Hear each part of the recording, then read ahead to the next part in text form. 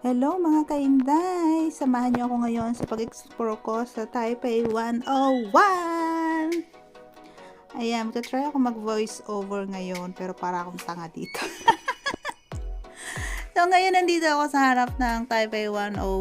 Ayan, papakita ko sa inyo kung gaano kaganda ang loob at labas ng Taipei 101.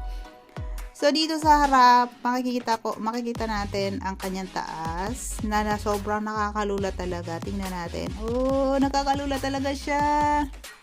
Siguro lalo na kung nasa loob ka tapos titingin ka sa baba, sobrang sigurong nakakalula. So ayan, tingnan natin. Papakita ko sa inyo ang harapan. Ito na ang inyong inday, oh. Sobrang saya ng inday nyo, di ba? Oo, may pagtawa-tawa pa sa camera. Kinakausap ang sarili.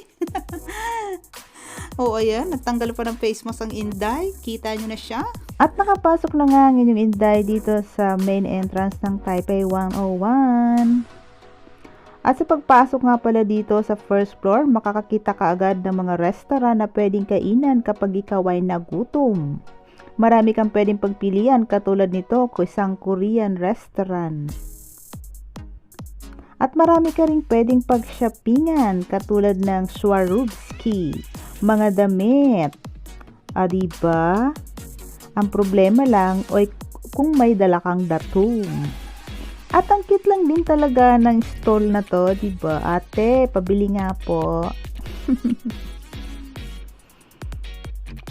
Ang sarap lang din talagang mag-sightseeing dito sa 101 dahil ang inyong inday ay wala namang pambili. Oy kuya, mabangga ka! At ang ganda-ganda lang din at ang sarap mag-sightseeing dito at mag-window shopping sa Taipei 101. Dior! Diba? Hanggang basa na lang tayo dahil hindi natin afford. At dito nga sa bandang gitna na ito, nandito ang isang malaking Christmas tree. At may pa-train pa. Diba? Ang ganda. So ito pala ay nasa P floor. Kasi kami ay umakyat dito para bumili ng ticket para dun sa viewing namin sa 89th floor. So ayan, diba? May candy Christmas tree pa. So ayan, packet na kami doon sa bilihan ng ticket para sa viewing. At ang haba nga po ng pila dito. Maraming mga gusto mag-viewing, iba-ibang lahi. May pula, may puti, may itim. At ito na nga ang inyong inday, papasok na tayo sa elevator. At ito na yung pinaka-exciting part, alam nyo ba? Dahil dito nasasakit ang aking tenga. Dahil sa pressure.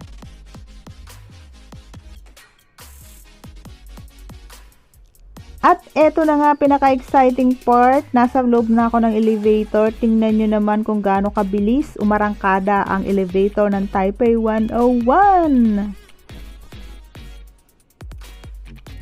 At sobrang sakit talaga ng tenga ko dyan dahil sa pressure. Tingnan nyo guys.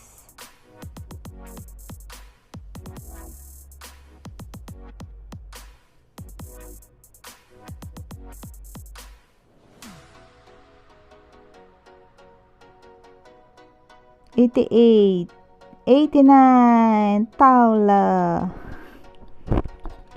At eto na nga, nakarating na kami sa 89th floor ng Taipei 101. Ang dami pong tao, sobra. Hindi ka ako makakuha ng magandang video dito kasi ang dami talagang tao. So ito nga, pakita ko sa inyo ang view sa baba. Na kahit sobrang nakakahilo ay talagang tiniis ko dahil sayang naman syempre yung pagpunta ko dito kung hindi ko rin naman sisilipin yung baba, di ba? Tingnan nyo naman yung baba, para lang mga laruan. Para lang mga laruan na itinayo. Ganyan po kataas ang Taipei 101.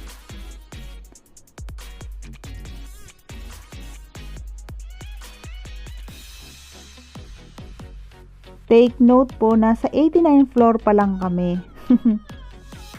Lalo na siguro kung nasa 101. 101. So, itong side naman na to sa likod ay dito sa may mountain area. Although mountain area na siya, pero ang dami pa ring building. Kasi part pa rin siya ng city. O, diba? Para lang sa mga laruan na itinayo dyan. Pero mga naglalakihang building yon. O, diba? May pa butterfly. Oh, butterfly! Wings lang po yan.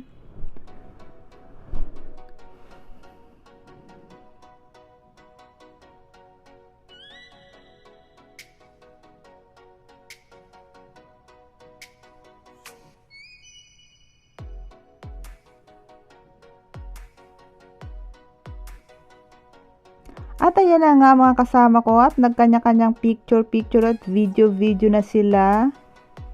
Kanya-kanya munang business to. At ang cute lang din talaga ng miniature na to ng Taipei 101. Tingnan nyo. At sa may side naman na to, meron ditong pa-movie. Ayan, movie time.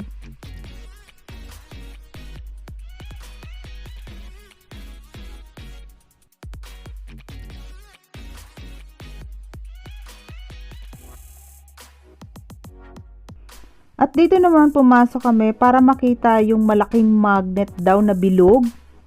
Na tawag dun ay Chunmas Damper. Tama ba ako? Chunmas Damper. Yung nakita ko, yung nabasa ko dun sa labas. Eto daw bilog na to, na malaking magnet daw to. Ang ginagamit para mabalance ng building yung pag-uga niya pag may earthquake. Siya yung nagbabalanse sa building para hindi sumuray-suray.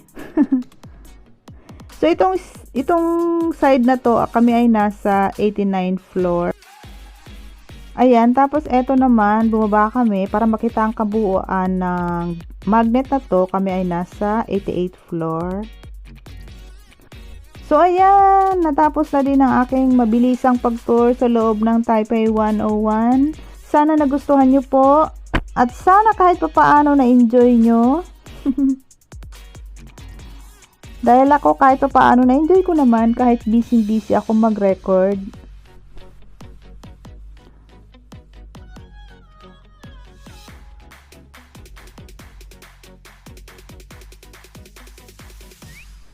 Please watch guys and support my channel. Thank you and Happy New Year! Bye-bye!